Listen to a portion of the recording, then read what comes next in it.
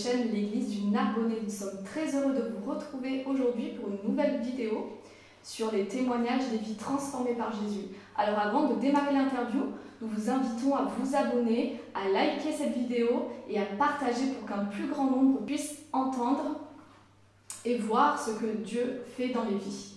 Alors aujourd'hui, nous recevons Christian. Bonjour Christian. Bonjour. Alors Christian, tu es chrétien de l'église évangélique du Narbonnais depuis 20 ans maintenant. Tu es très actif dans l'église puisque tu occupes plusieurs postes, tu es dans plusieurs services de l'église. Tu es marié à Rose, tu es papa de 2 grandes filles, tu es aussi grand-père et tu as vécu des expériences formidables avec le Seigneur. Oui. Est-ce que tu peux nous en dire plus sur ton parcours ? Oui, bien sûr. Donc, ça a démarré tout simplement le fait où, dans ma jeunesse, mes parents ont divorcé et je me suis construit très jeune, j'avais 13 ans et demi, et j'ai trouvé un travail loin de chez moi. Et donc, j'ai appris à vivre avec ce que le monde me donnait. Et je me suis très vite aperçu que financièrement, l'argent ouvrait beaucoup de portes. Alors je me suis mis à gagner de l'argent, à évoluer dans un milieu professionnel et à réussir, me permettant de vivre des choses que l'argent pouvait acheter et pensant que j'allais réussir ma vie comme ça. Jusqu'à un certain moment où j'ai rencontré ma femme et là j'ai décidé de vouloir construire mon foyer. Et dans cette construction de foyer, je pensais tout avoir, l'argent, la situation professionnelle, tout allait bien. Et j'ai très vite réalisé avec ma femme que c'était très fragile en fin de compte et que le travail que j'avais me prenait énormément de temps, tellement de temps qu'il est arrivé un moment où dans le foyer il y a eu beaucoup de complications, je n'avais plus le temps pour mes enfants, j'arrivais fatigué, énervé. Les jours de repos, bien souvent, le téléphone sonnait et je devais remplacer quelqu'un au travail. Et cette situation n'a fait qu'empirer une situation familiale qui devenait très compliquée. Mais ta femme, elle est à l'église ? Oui, donc elle allait à l'église, elle avait besoin de ce Dieu que je ne connaissais pas, qui pour moi n'avait pas, je ne connaissais pas Dieu, j'avais l'impression de ne pas avoir besoin de Dieu, puisque tout nous réussissait professionnellement, sauf qu'un jour, dans ma maison, ça n'allait plus et elle m'a dit, ma femme m'a dit qu'elle allait partir avec les enfants, et là, catastrophe. Et oui, et donc tu n'avais pas les mêmes priorités que ton épouse, tu n'avais pas peut-être les bonnes priorités. Et alors du coup, comment ça s'est passé ? Comment tu as fait cette démarche d'aller vers le Seigneur ?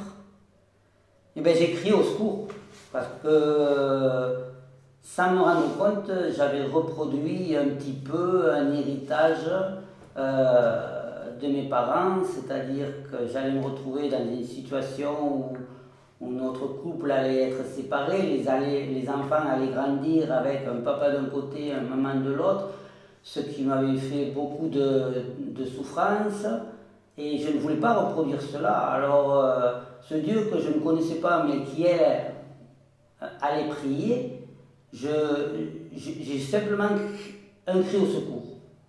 Seigneur, si tu es ce Dieu qu'elle prie et si tu peux faire quelque chose, je te donne ma vie, et si toi tu reconstruis tout ce qui est détruit, eh bien je m'engagerai pour toi.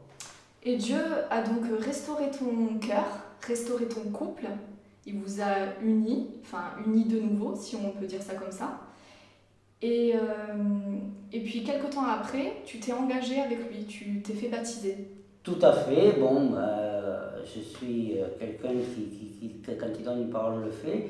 Moi, ma femme m'a donné une dernière opportunité et là, j'ai tout remis dans ce Dieu que je ne connaissais pas. Je lui ai fait totalement confiance et je l'ai vu reconstruire petit à petit tout ce que le diable avait détruit. Et quelque chose de merveilleux m'a fait que, au travers de cette reconstruction, j'ai découvert un Dieu qui m'aimait, un Dieu qui était proche de moi, toutes ces choses qui m'avaient été presque volées dans mon enfance. Et c'était tellement merveilleux que je ne pouvais que m'engager pour lui, envers quelqu'un qui est tellement amour, tellement grand, tellement capable de ce que je ne pouvais pas faire moi-même. Donc tout allait bien dans ton couple, dans ta famille, tu étais reconstruit, restauré, et puis tu es tombé malade. 1 an et demi après ton baptême, on a découvert une maladie, et... Oui, une spondylarthrite ankylosante. Et qu'est-ce que cette maladie alors? Alors cette maladie, c'est beaucoup de douleurs articulaires, de douleurs musculaires, se fixant sur les chevilles, impossibilité de marcher ou d'être debout plus de 20 minutes. Quand une journée fait 12 heures, c'est long. Et pas de vision au niveau professionnel. Et cela a duré 1 an et demi quand même. Et tu ne pouvais plus du tout travailler donc. Ça a duré 1 an et demi.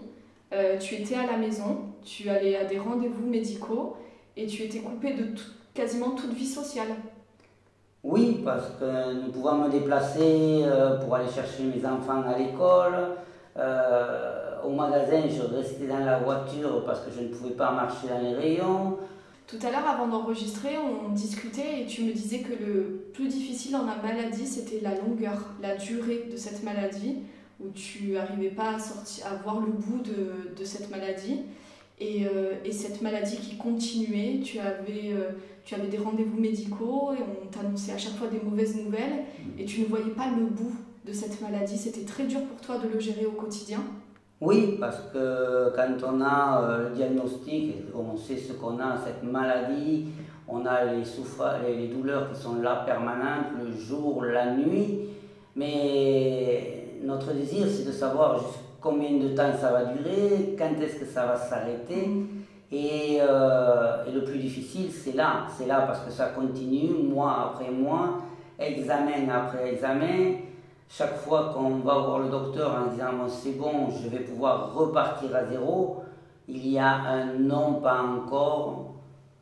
Et c'est là, dans la durée du temps, que l'on s'épuise et que l'on perd parfois espoir de dire est-ce qu'un jour je vais retravailler, est-ce qu'un jour je vais pouvoir remarcher normalement, est-ce que je vais rester dans un fauteuil, dans un lit, comment va finir ma vie?